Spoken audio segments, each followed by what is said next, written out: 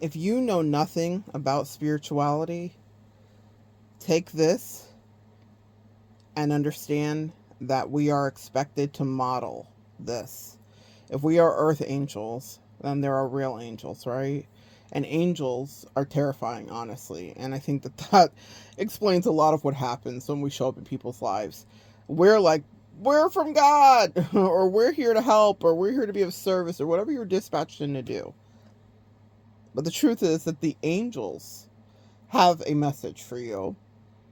They are indifferent to humans, they are obedient to God. And in order for you to accelerate your growth spiritually, you will have to mirror the angel imagery. When I say that, I'll say it again. They are indifferent to us, they are obedient to Him. In my life, some of the most incredible, impactful decisions, also some of the most alarming, probably, to observe from outside of me, meaning from friends and family or foes and enemies, was that I don't give a single damn about my alliances, my allegiances, or my connections regarding my human interactions because I know how fickle they are. It doesn't mean I've always been like that. It means that that's where I am at currently. It means I love people. And when new people are here, or old people become more seasoned, or time and space expands and relationships develop beautifully, I love that.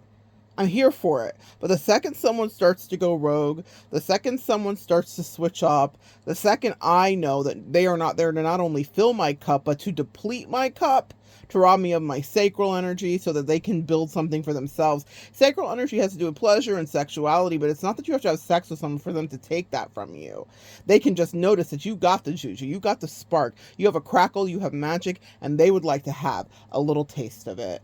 And so when God says, when I move, you move, just like that, that's exactly what He means. And He expects it of us because He already has the dream team. The angels do it. They do not take a minute to take a beat to consider what it is that God of wonders above all majesty is asking of them when He says, go smite this person, or go assist this person, or go stop this person from imminent death. They don't question Him. They just say yes. And they even if they're dispatched into us, they could be our guardian angels. They could be the guides that have come in to work with us at the time. The angel guides that are called in to work with us at the time. And guess what? They only are obedient to the divine. And in order for you to up level your spiritual timeline, you got to get like the angels. It's just as simple as that. I have perplexed many that have observed me because I could love you all day. And it doesn't mean that I'm just going to flip on you for no reason. Usually, whenever I am being guided to move away, it's because the human has become fallible. The human has become fickle. The human has become not dependable. No longer a worthy person of trust. No longer a person of integrity. And I can succumb to that too, easily, and I have. But I've worked on developing my integrity. It's a muscle. You work on it all the time. It doesn't happen over time. You guys know when you're first in the gym, you don't notice anything. In fact, you probably won't want to go. I know I didn't. And then eventually, you start to get stronger. You start to get better. You start to feel more equipped. You start to feel good at whatever it is that you're practicing because your body, one, is developing muscle memory, but also it is getting stronger. That's what the strength training is all about. It's not about you going in, lifting your max, and then blasting your body out and being no good. It's about showing up in small rudimentary ways, and that's the same way that you build your spiritual gravitas as well and your strength. But it is to model it after the angels themselves. When I move, you move, just like that. And the angels say, pull back from that friend, that girlfriend, that boyfriend, that husband, that wife, that lover, that bestie, that frenemy, that family member, that job, that situation, your own addiction, that part.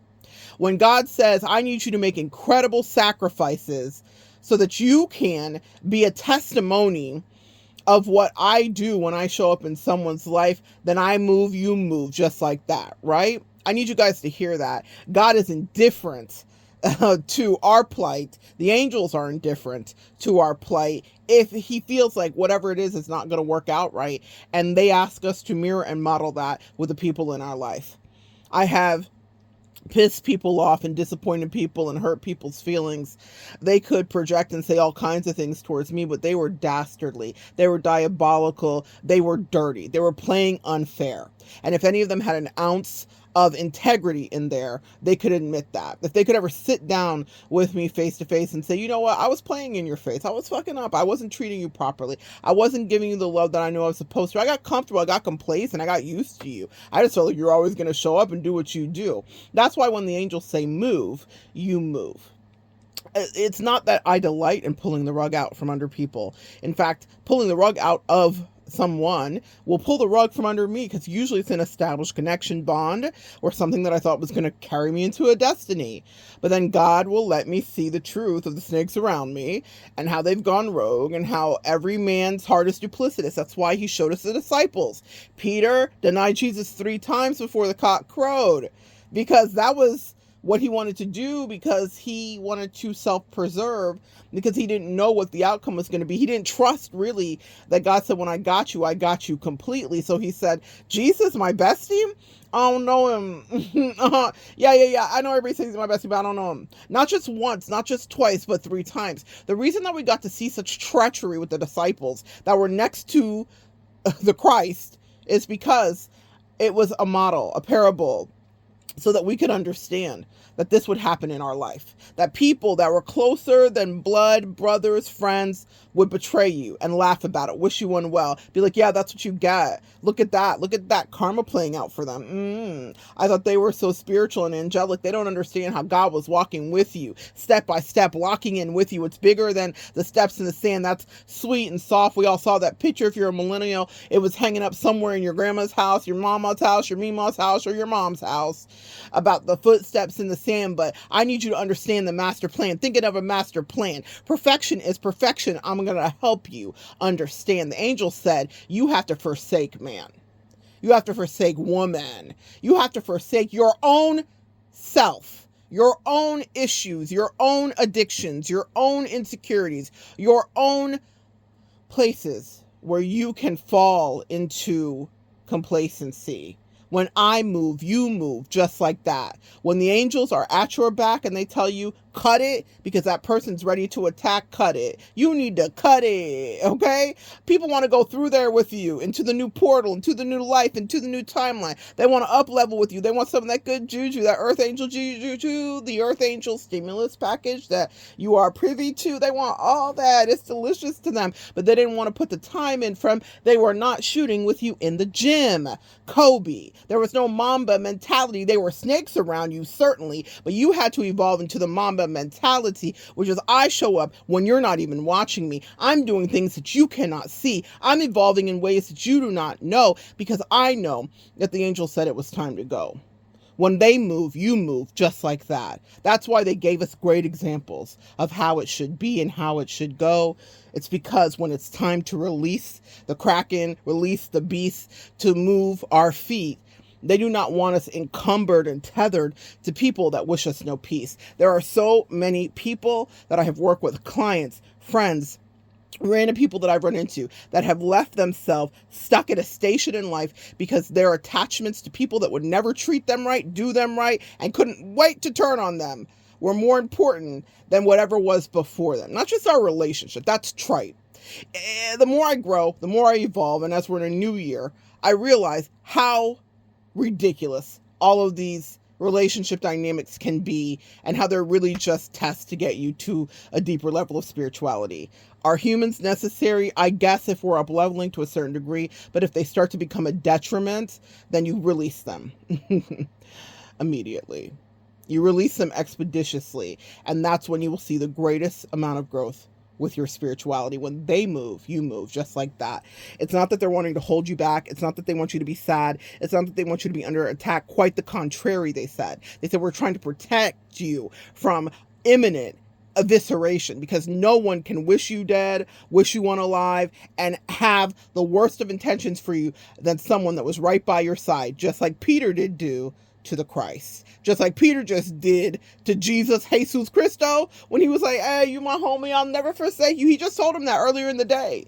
There's a reason that it's written that way, so that we can see that within seconds his loyalty evaporated from him when his life was allegedly under peril. And it wasn't even threatened. He was just under question. You know whose life was in danger? It was his homie, his brethren.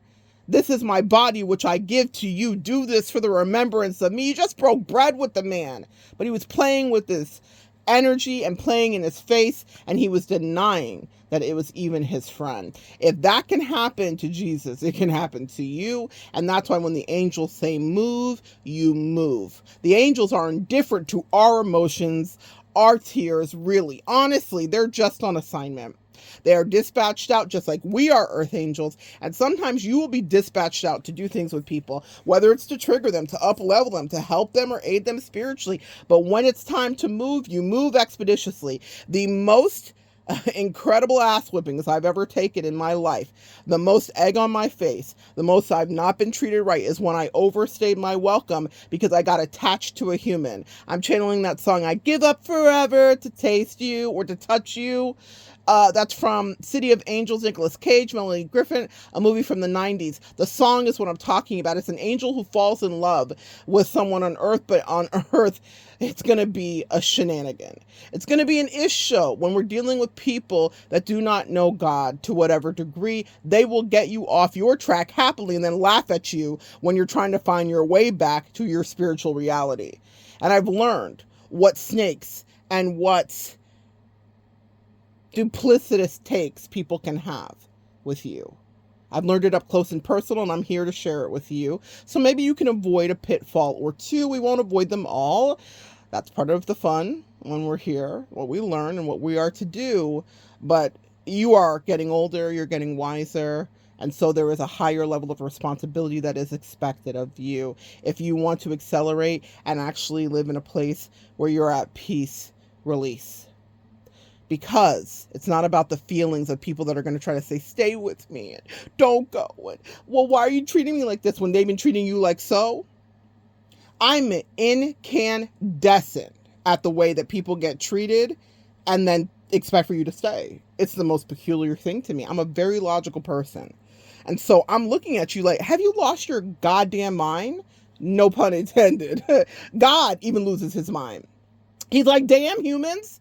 I gave you the mind to find, and you try to lose it all the time inside of these relationships that are on demon time, that are not trying to up level you to any degree. They're just relationships that want to siphon your energy. But because you are weak to the flesh, real talk, myself included, then you can't take the walk that we're scheduled to do. But don't worry, because I'm God of wonders, I'll be here waiting for you when you're ready to release the things that hinder you. The thing about spiritual evolution is once you conquer one thing, there'll be another thing, and then another thing, and then another thing. And the thing that can get a little scary, and it's why people try to avoid the growth truly, is because at a certain point you have to look at yourself and say, what's getting in my own way?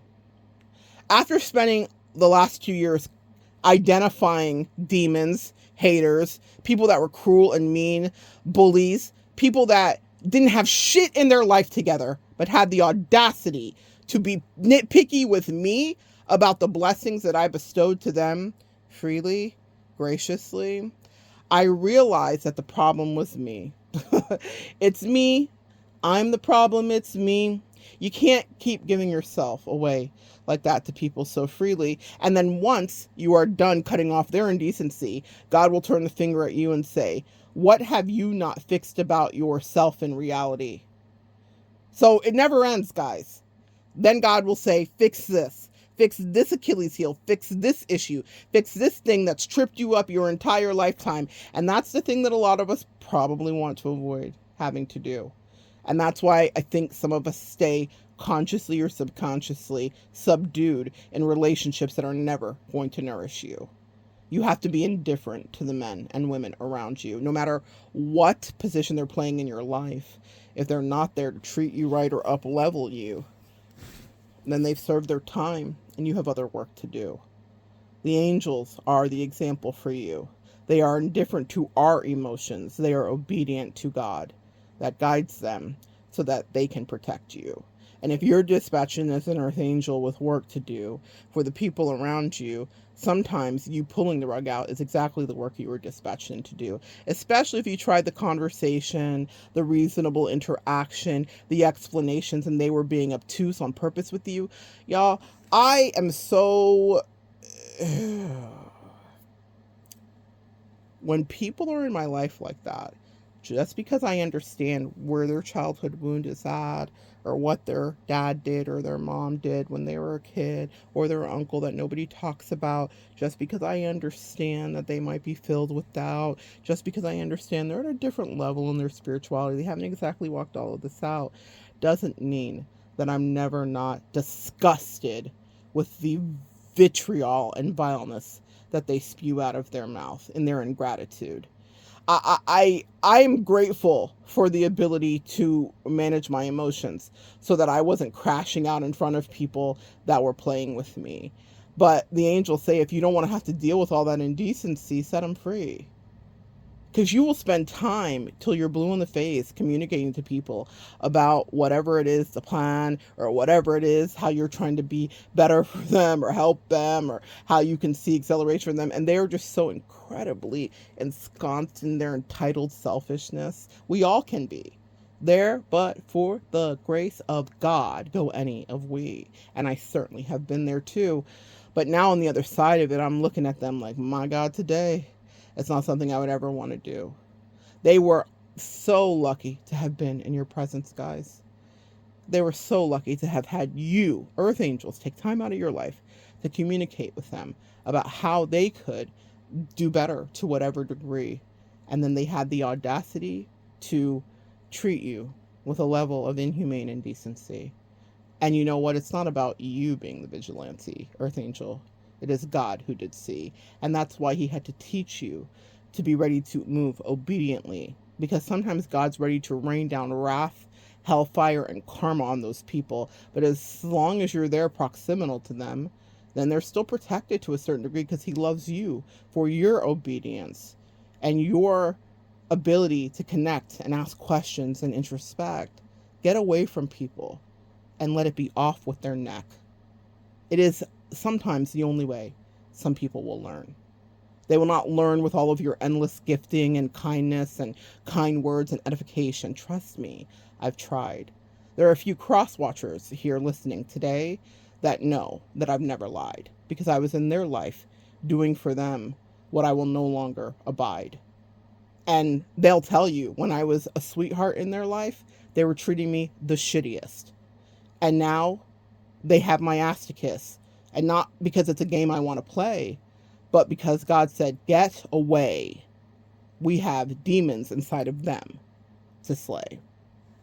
So good sharing energy with you. Come back and join me next time, guys. We'll continue to evolve together.